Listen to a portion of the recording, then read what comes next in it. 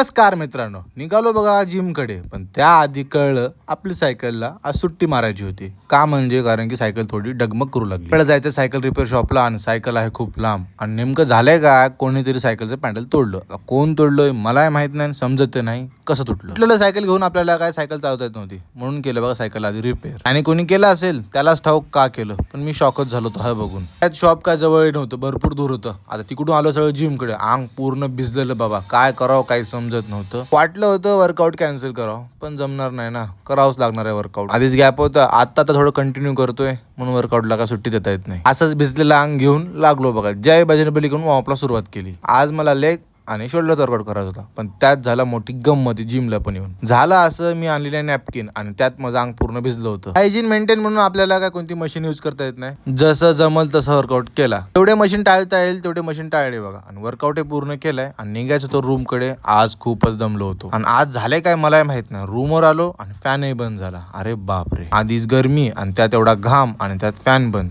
गोंधळ काय होईल कोणास ठाऊक. भेटतो तुम्हाला उद्या.